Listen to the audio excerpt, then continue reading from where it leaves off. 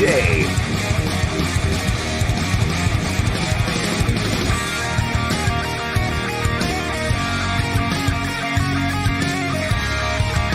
Here we go. What is up, Steeler fans? Welcome back to State of the Steelers. I'm Daniel, and another victory post-game show. The Steelers taking on the Baltimore Ravens and victorious 17-10. You know, a game where, I mean, for one thing, it was kind of hard to see, right? With all the rain, camera angles were pretty bad. The view wasn't that great, but what you could see is, and the Pittsburgh Steelers put themselves in position to perhaps, maybe, just maybe, find themselves in the playoffs. They are a double-digit win team this year, 10 wins, 10-7. That's about a lot of place where a lot of people predicted they would be, when the season started. And, they got there in probably a way that nobody expected. However, they did so. Right now, the Colts are playing against the Texans, and I think the Texans are winning at this point. That game ends up in a tie. The Steelers will find themselves in. If not, and most likely not, the Steelers are going to be watching, or we're going to be watching, the Jacksonville Jaguars game against the Tennessee Titans tomorrow, where we need Tennessee to win, and then also the Miami Dolphin game and the Buffalo Bills game tomorrow night. If the Jacksonville game doesn't go as planned or in the Steelers' favor, they'll have that opportunity. And if Buffalo ends up winning, the Steelers will be a team that won 10 games, went 5-1 in a division where it's the hardest division probably in the NFL, and they're not going to make it in. It's insane. So hopefully, and things will work out in the right direction, and the Pittsburgh Steelers will find themselves in the tournament, so to speak. Let's talk about this game. Let's talk about the what went down. Mason Rudolph had it's a pretty incredible stat line, to be honest with you. I didn't think his stat line was like this after watching the game. I thought he had probably an up and down game. I thought that his protection of the ball wasn't that great. He almost had an interception in the first drive. It should have been picked, and probably changes the momentum and the dynamics of that game. But he ended up going 18 for 20.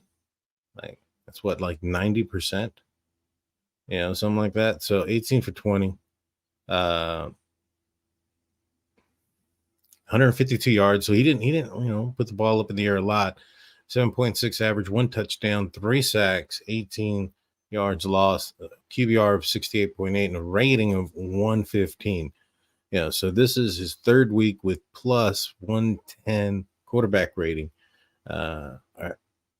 Which is, I think they said that was something that hadn't been done, for quite a while, a few seasons, in Pittsburgh. So, I think that, I would have liked him, obviously, to have protected the ball better.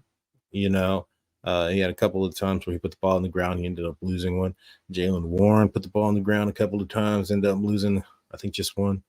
Either way, I get that there was some element issues, and it was pouring down rain, and the Ravens also had their fair share of fumbles as well.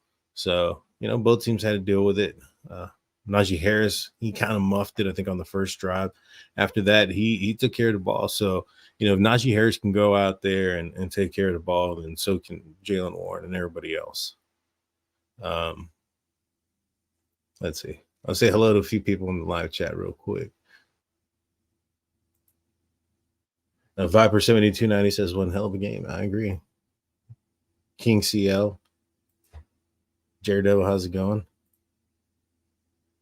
My thoughts are regular season wins are for best positioning possible in the playoffs. The Steelers handled their business this season. They wouldn't need help. You're absolutely right. There's a couple of games there, few games there that the Steelers probably should have handled business. I mean, you're looking at the 2 games against the 2-win teams. You're looking at the Browns game where you're going up against DTR, a backup quarterback that, was replaced by Joe Flacco as soon as Flacco, touched down in Cleveland. So, Yeah, those are about 3 games that the Steelers should have won, and you're probably looking at 13, 13-4 right now, and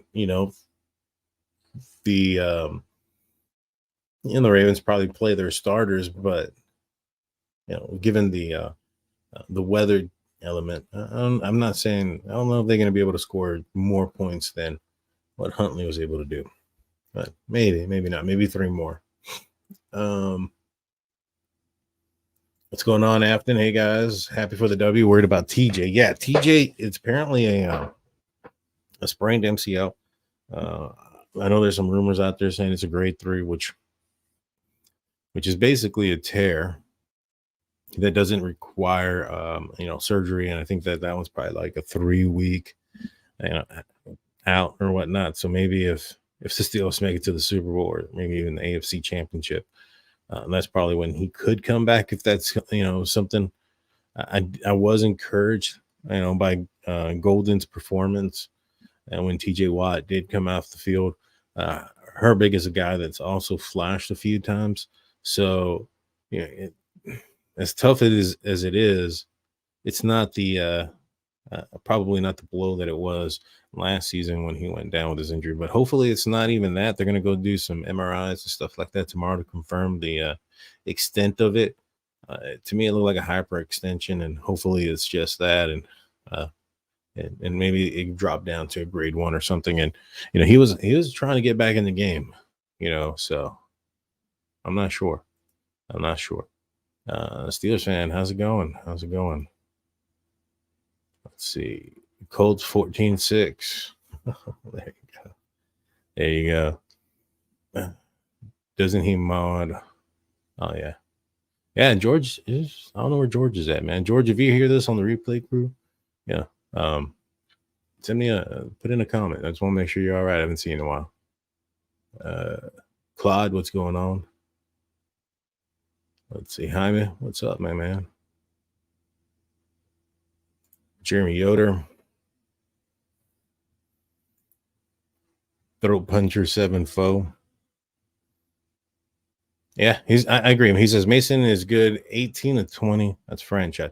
And I will say this: that pass that he had to Deontay Johnson for the touchdown, in my opinion, was probably the best pass I've ever seen him throw. And the reason being was, well, one, you had the weather element to it. 2, you had the type of game it was and the context behind it. Right? You're in Baltimore. Playoffs are on the line, or playoff hopes are on the line, and you need to make a big play. He threads the needle. That's one of the things that I had been saying in some of my video breakdowns was, Mason Rudolph hadn't done anything like too special or anything. He was just kind of taking what the defense gave him. We didn't see these tight window throws or any of those type of things because he didn't need to make those things, right? The opposing defenses were worried about one thing or another, whether it was Pat Freiermuth and they got burnt over the top with George Pickens, or they would try and take George out and either Pat or the running backs had themselves a day. And today it was the running backs. But that pass right there was in the hole of the zone on time. I mean, the anticipation and the chemistry that's needed that he has gathered within such a short period of time as being with the ones is highly impressive.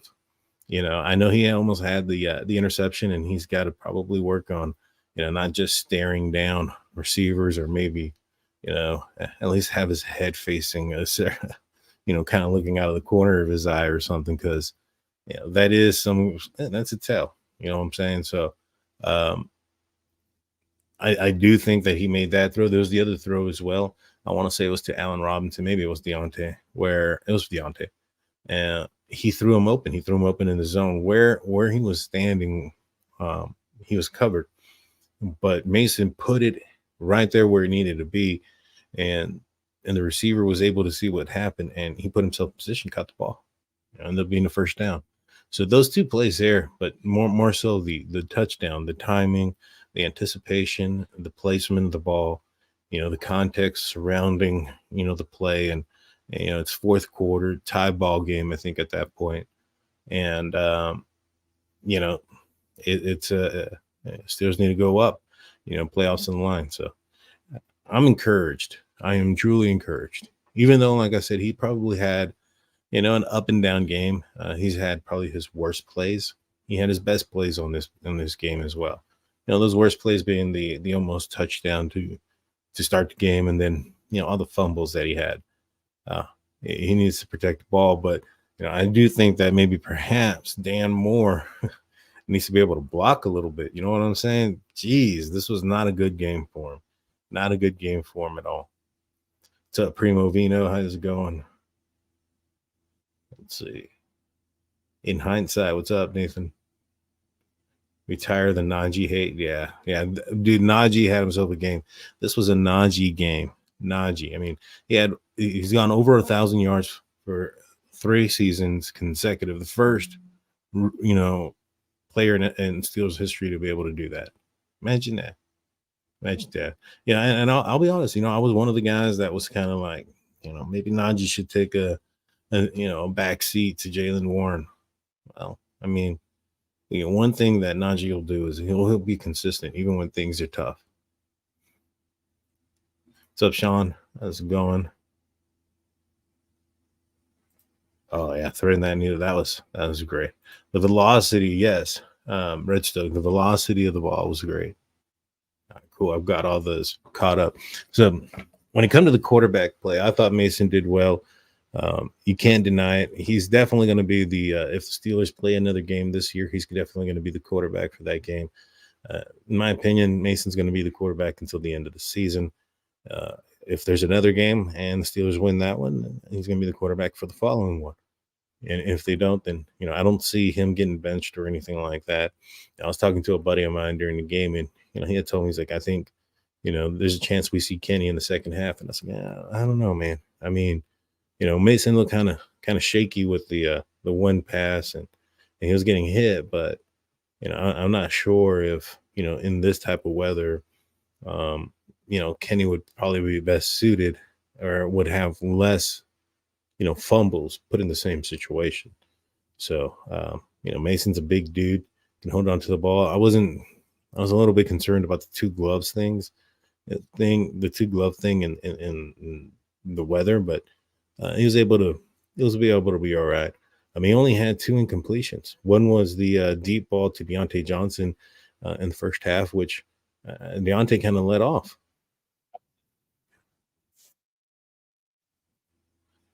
This thing has an ad and it just started playing in my ear. My bad.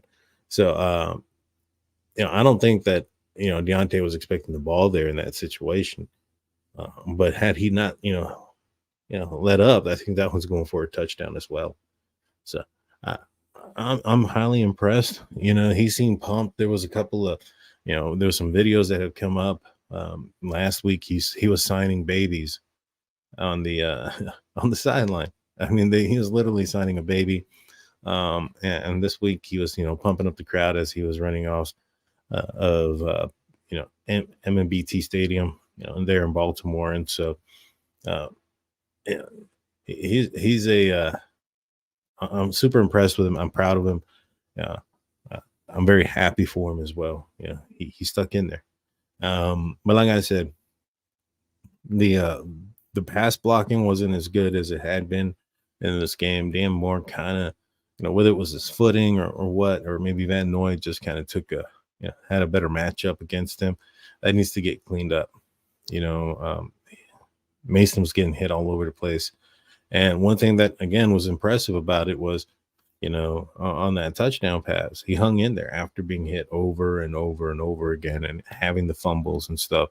So, he didn't allow that thing to affect him. I know that back in 2019, if Mason either almost threw an interception or did throw an interception, had a turnover of some kind, he went into super conservative mode.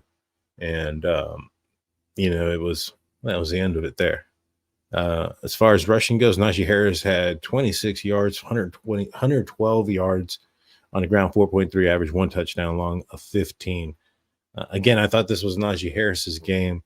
It was, his strength. The field was muddy. It was nasty. It was going to need somebody that was going to be able to run forward. I know there was a couple of times where he ran sideways or even backwards, kind of did a little Deontay Johnson impersonation there. But for the most part, he was getting vertical and he was, getting some yards. I liked his utilization between the tackles.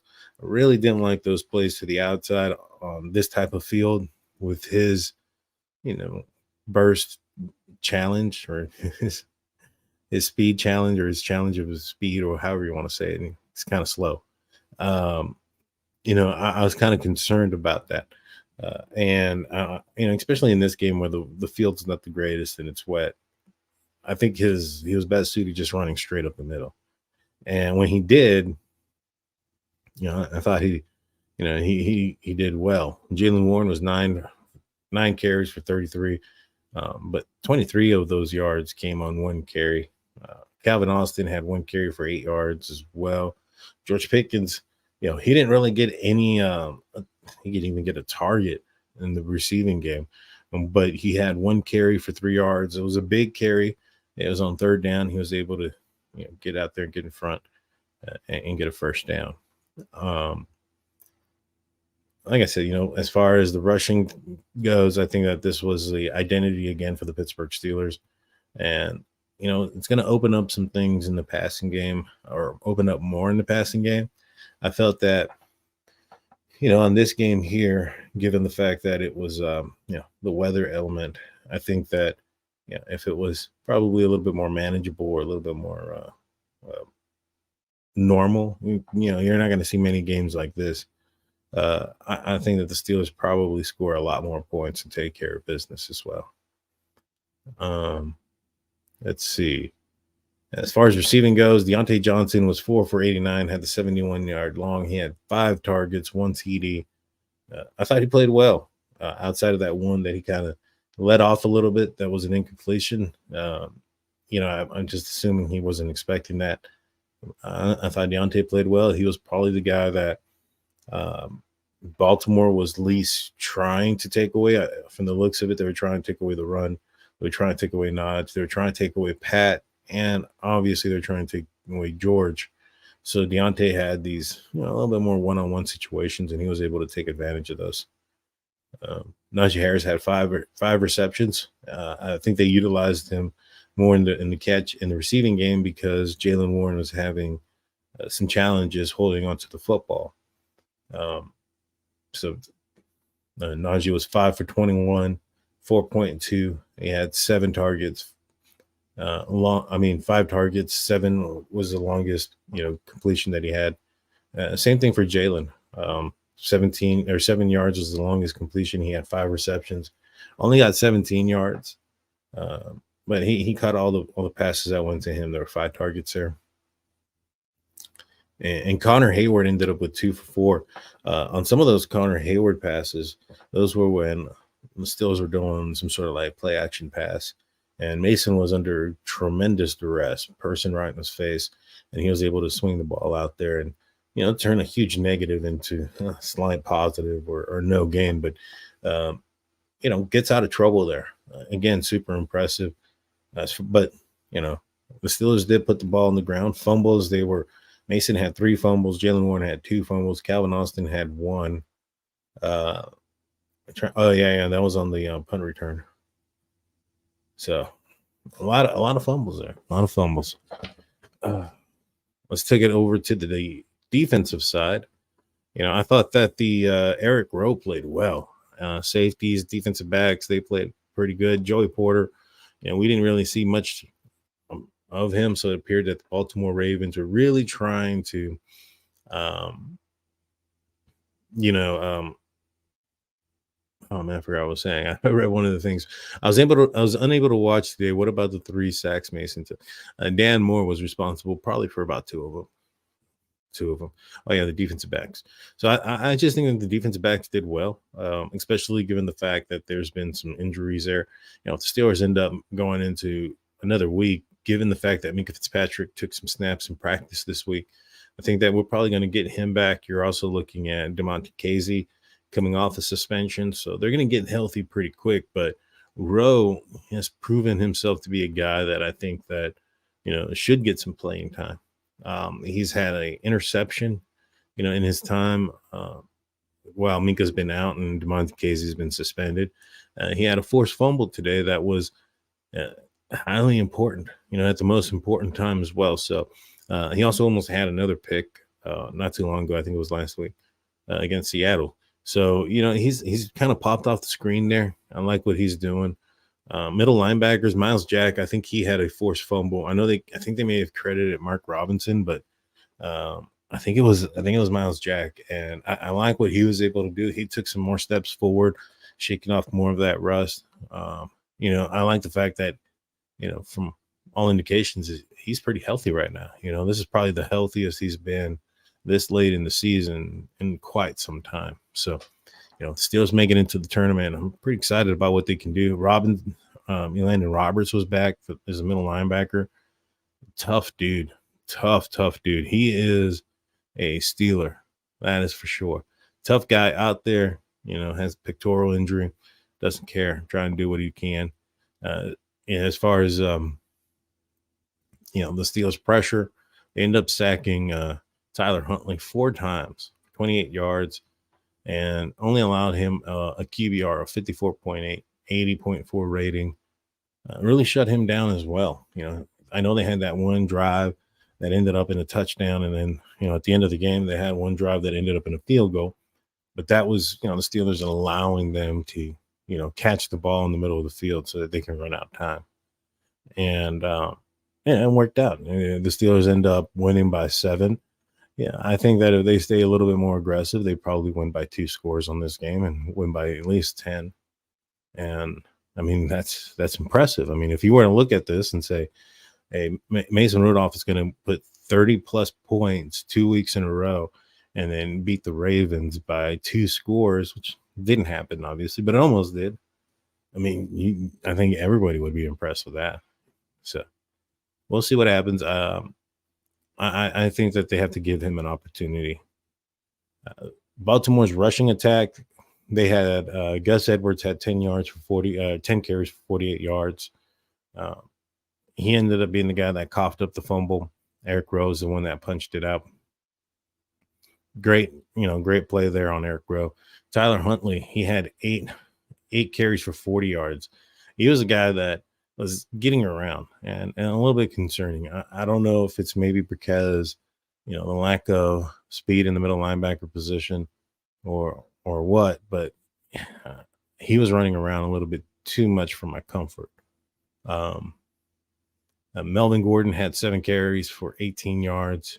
Receiving, Nelson Aguilar had 5 receptions for 31. Isaiah Likely had 2 for 31. He's the guy that ended up scoring, the touchdown there.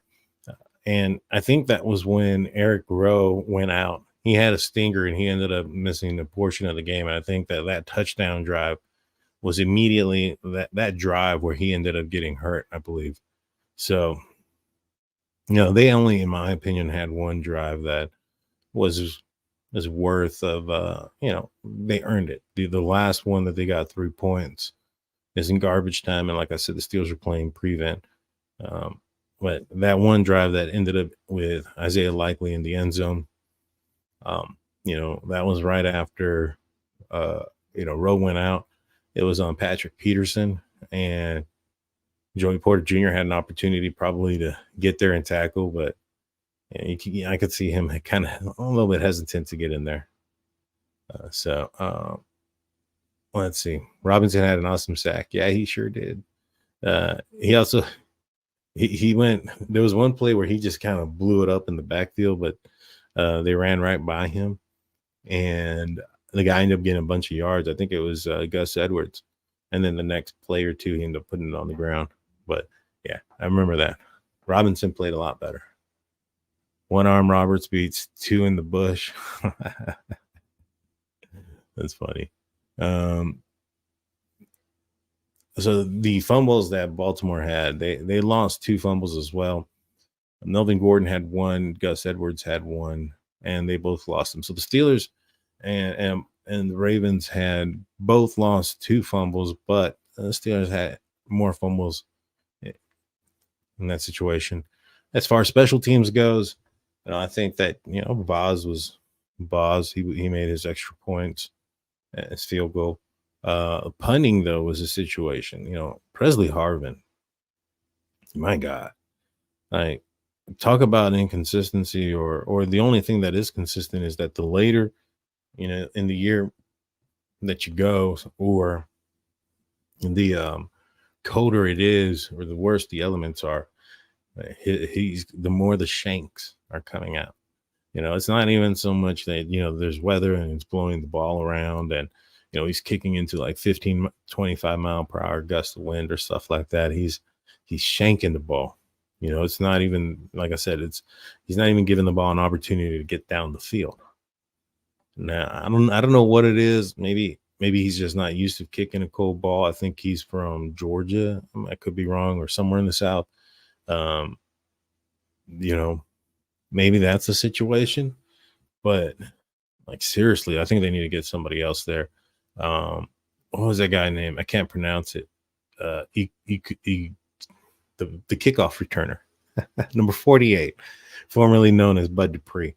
Um, that was a smart play by him to get the ball out of bounds, by laying down on the sideline and stretching out and touching it. When I first saw it, I was like, dude, go pick up the ball. That's a live ball. That's a live ball. And then he kind of runs to the side. I'm like, where are you going? And then I saw him lay on the ground. I'm like, that's smart. That's a lot smarter than the former Pro Bowler Gunnar Olszewski, who toe tipped, on the sideline there. What game was it? It was a game I was at. So I think it was the could have been Baltimore. Was it Baltimore? I mean, not Baltimore. The Browns. Maybe it was Browns or Tennessee. One of those two teams, or one of those two games. He tiptoed the sideline. It was horrible. Yeah. I cannot pronounce this. After Igwebuke. I probably scrap that up. But yeah, that was a genius play from him. Helped the Steelers get into a better position there. Overall, I thought the Steelers played well. I think a lot of people were hoping for another 30-point performance from the offense, but you're playing the Ravens. It's never a game it's very rarely, let me put it this way, that you're gonna find a Steelers game and a Ravens game or Steelers Ravens game where it's gonna be a high scoring game or one team's gonna blow out the other.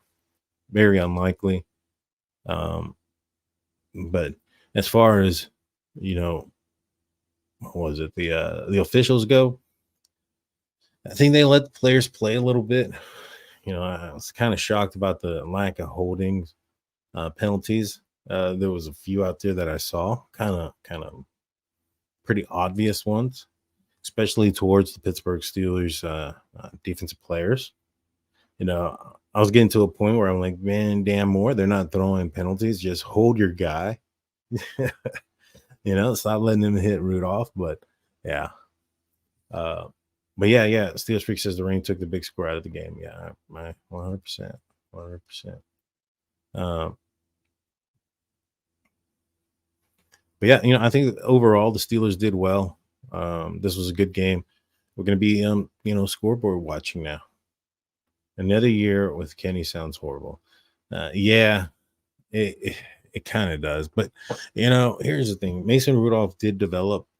I'm not sure how much more Kenny Pickett can develop. My concern when it comes, whoa, really? Colts game tied 14-14. It's happening. It's happening. Well, it almost happened to the Steelers not too long ago. What was the Chargers and the Raiders game? Steelers were in as long as that one didn't end up in a tie, and it ended up with like a 50+ field goal at the last play of overtime. The closest you can get to becoming a tie without being a tie. Yeah. That almost happened. So you never know. When any quarterback throws 3 to 4 TDs in one game with fewer than 300 yards passing games, then I will go all in. Yeah, no, I understand that. Do you think Dolphins can beat Buffalo in their current state? I actually do, because Buffalo isn't really putting up a bunch of points offensively. I think that the last couple of games they put up some points. I want to say against Patriots was one of them. this most recent one as well. I think that they had some special teams help and a bunch of, defensive either interceptions and scores. They're winning like, the Steelers were winning back in the day or earlier this season where, they're kind of just staying in there and then, get a big play from their defense or whatnot. So, if Miami can get up on them and force them to, and not come down, to something like that, then yeah, I do think that Miami does have an opportunity. I know they have some injuries. I think Chubb is probably the biggest one, but right before they got blasted by the Ravens, I think they beat a pretty confident, Dallas Cowboys team. So, one game doesn't define you or define a team, and getting the doors blasted off, 56-19 or whatever it was. I'm hoping they go in there trying to, regain some respect. It's for the division, and it's in Miami, so there are some, favorable things there. It's going to be tough. It's probably going to go down to the wire. The refs are probably going to want to make it go down to the wire just because it's, the last game of the season with so much on the line. Yeah. Hopefully tonight ends up in a tie, so we're not in that stressful situation. I want to be as less stressful as I possibly can. I'm going to answer some of y'all's questions here in comments. Got to go, bro. That's why we don't live for 10 minutes only. Yeah. Good seeing you, throat puncher. We'll see you next time. Let's see. I was pissed when everyone said trade Nagee. Yeah. I wasn't on the trade Nagee train. I was on the don't sign the 5th-year option on Nagee. I don't know if I'm still there or not. I think that I was listening to Steelers Depot, and I think that the 5th-year option is going to be like $6 million for Nagee. So based on that aspect, I think that they probably could, do the 5th-year option on him. And I think that a franchise tag for a running back is probably only about 7 or something like that. So, the Steelers got some options there to keep him around. Jalen Warren is going to be a guy they're going to have to make a decision as well. Let's see. Afton says, I love seeing Molly. Yeah, he was a beast. Let's see. Robinson, yeah. Perfect game weather-wise to show out or show something, yeah. Harvin and Colt sucks, yeah. Let's see. Another year with yeah, that does. 25 games, 24 starts. I'm assuming you're talking about Kenny Pickett. There have been a lot of headbutting and hugging going on there, playing like a team. The other thing is too, so George Pickens didn't get a single target, right? The only outside of blocking, his only participation in the game was one handoff that got a first down for 3 yards, which he gave a big first down symbol after that. He was into it. Towards the end of the game where everybody knows that the Steelers are just going to run out the clock and just burn it down. He's seen on the sideline, he's joking with Mason. He's joking with everybody. He's having a good time. The Steelers are going to win. They're going to give themselves an opportunity to go to the playoffs. He's not moping. He's not sad, depressed, or any of those things. I do think that there was quite a bit of truth to his statements when he said that, it's more about, winning and losing when it came to his frustrations earlier in the year. And, I think that his participation and his usage in the offense obviously plays a role in that as well. But, winning does kind of cure everything. And, just to see him on the sideline, not acting like you would probably expect him or have seen him act in situations where, he wasn't, targeted or whatnot. I don't think he's ever been not targeted in a game before, based on his previous, behavior. Yeah. I think he was all right. He was all right. The Steelers only need the Colts and Texans to play 28 more minutes without scoring. Yeah. 35 minutes counting overtime. There you go. Missed field goal by the Colts. All right.